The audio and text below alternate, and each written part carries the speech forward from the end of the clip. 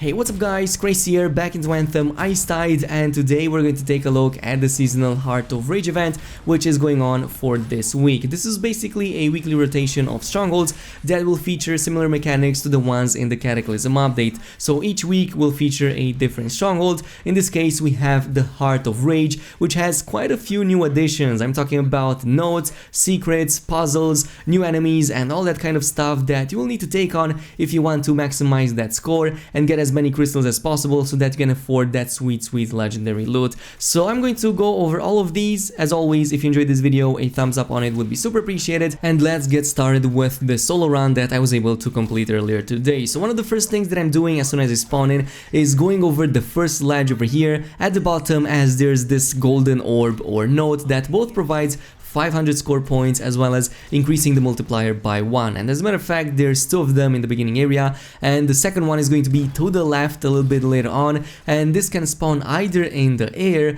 or down right here on the ground right next to this skeleton. So yeah, either of these locations can work. Just open your eyes and you should be good. So these will increase your score multiplier already to 3. The next area I'm heading to is a secret puzzle, which is going to be right behind this structure over here, this collapsed structure or whatever it is. But this is quite simple. There's this relic over there, and what you need to do in order to open it up is to match these symbols on the ground. So they go in pairs of 2, and it's basically similar to other games that work pretty much exactly the same, as in matching these symbols and the images. So that is basically it. Once you do that, you will get a ton of points because it gives you about 4 or 5 golden orbs. You don't get the multiplier, you just get the golden orbs, but you get a few dozens of that. So quite a lot of score points just by completing this. But you probably realize that at some point we passed by some other colored nodes, and the way you want to do this is quite interesting. So you don't want to start with the green ones, but in fact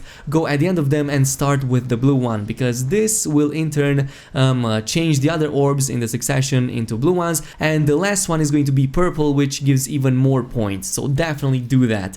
Also, speaking of stuff that I'm completing along the way, you probably noticed me breaking these crates. These provide several blue nodes, also giving a ton more points. So as you can see, I'm completing all of these at the same time as I'm doing this. This finally brings us to the first area with the enemies, and by this time probably your teammates already reached it, maybe even cleared a few of the waves. But the main objective over here is to fully clear this area of enemies before the bonus score multiplier timer runs off. Otherwise you're not going to get that bonus score multiplier. Instead of doing that though, if you have enough minutes left, what you will want to do is to also pay close attention to these red orbs. There's about 5 of them that spawn in fixed positions on this map, and you can even see a gate over here indicating how many of them you have actually activated. So you have to activate these one by one, and these will spawn a bonus enemy or mini boss. But yeah, you will get bonus points as well as score multiplier if you also take on that mini boss. So definitely go ahead and activate these first before finishing the event,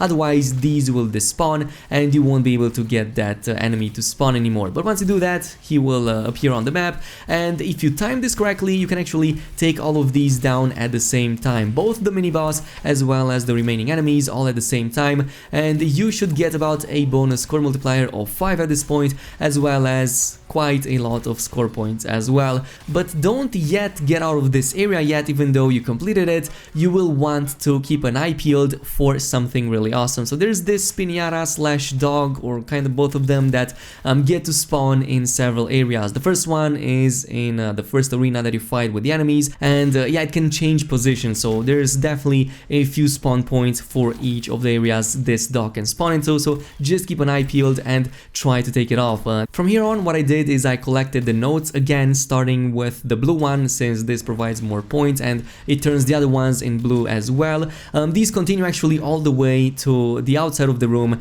with the Titan. But before reaching that, there was this crate over here that I broke, and there's also another golden orb right here. So it can either spawn behind this wall or behind the second wall right there on the left. But from this point on, it's actually simple. Just take on the enemies and continue with the blue orbs. Try not to skip these because you will lose some major points if you do that. that. But this brings, as I was saying, right outside of the area with the Titan. I'm also grabbing more crates along the way. Eventually I reached the last one, which is right here on the wall, and this was the epic one. Inside the arena, what I did is I immediately grabbed these weights that you can find scattered around the actual main arena, and there's about 6 pressure plates that you can place them on. You can only find 4 weights, which means that if you place 4 of them, the rest of the party members are going to have to manually step on the remaining 2. So in this case you will need at least 2 players in order to complete this puzzle, as well as summoning the mini boss that is going to appear when you finish this puzzle. Otherwise you can't seem to solo it, at least not at the time of making this video.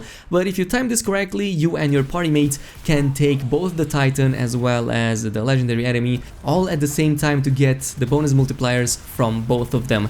But I was talking about the dog statue. Don't yet leave this area because there's the dog statue here that can spawn. It's close to the main arena, but it can sometimes spawn on the walls, it can spawn on the southern gate, on the northern one. There's a few locations here that you can spawn into, so just keep your eyes peeled and just take it like that. From here what I did is again following the same route with the orbs, again from the blue all the way to the purple one. Also there's a crate in here, so keep an eye peeled for that. It can provide some really awesome points. And this brings us to the next area, and this next area is actually rather simple. There's only one golden orb here that you need to take care of. It seems that this one has a fixed spawn location, so it only spawns on the right side, but otherwise clear out the enemies and then you're free to go on to the next one. Here it's pretty much self-explanatory, just clear out the same as you would with the regular Heart of Rage stronghold.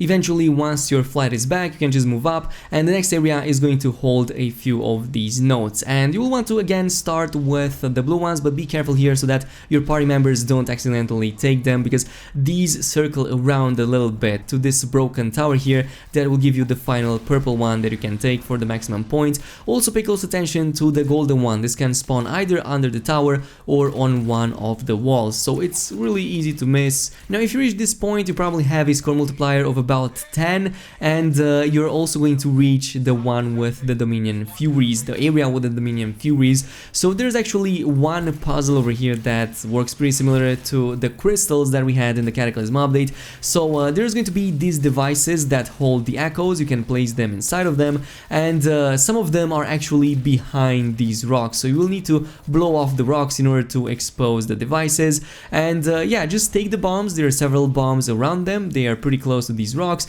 Place them down and just have them detonate so that you free them up, and from this point on you can just grab these echoes, with the area near the relic even having some buttons on the ground that will indicate how many of them you have filled. So just fill all of them, and once you do that you're going to spawn the third mini boss, which is also a legendary Valkyrie. Just take her down and this will provide some more bonus score points as well as increase your score multiplier. But again, you have the bonus score multiplier here as well, but once that is done you will complete both of these events at the same time if you did it properly, and this will also mean that you're now free to take the echoes out of the devices and bring them back to the relic so that you can advance to the Dominion Furies. Take down the Furies, it's basically the same as it's always been, take their keys, and this means you have finished this event. Again, all of this needs to be done before the multiplier timer runs off. Once that is done, don't forget about the dog statue. It can be hidden in one of these crevices, but it can also be on one of the outer walls. Just keep your eyes peeled,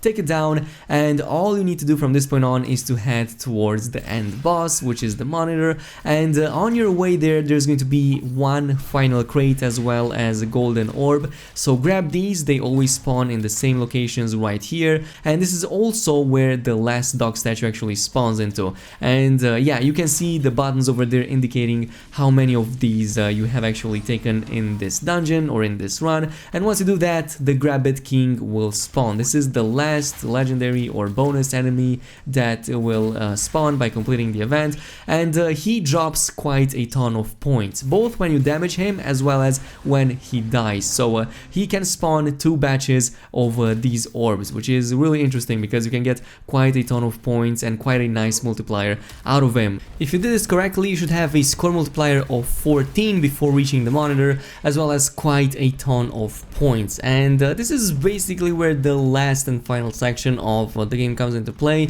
Of course, you have the monitor and you're going to have a bonus score multiplier here timer of of again 6 to 7 minutes. You need to kill the monitor in that amount of time to get the final 16th score multiplier. You can get the 15 in the second phase of the boss. So once you reach the second phase and you reach the tunnel, there's going to be some more orbs over there that you can actually take. These orbs begin with the green ones. Try to skip these and start them from the other end. But otherwise, right next to this bridge, there's going to be the last and final golden orb. This is the one that is going to provide you the 15th score multiplier, and it's also going to give you quite a lot of points. So if you did this properly, you're going to have a 15 score multiplier when you're heading into the second phase, take down the boss over there, and then finally get back to him in the final phase. And if you kill him in the timer, in the 7-minute timer that you have, you're also going to get the 16 multiplier, and this will provide you all of the points, at the very least 10 million, if not even more than that. But yeah, let me know what was the highest score that you got in the ICETIDE update. In the meantime, as always, don't forget to comment, like and subscribe if you enjoyed this video. Thanks so much for watching, and peace.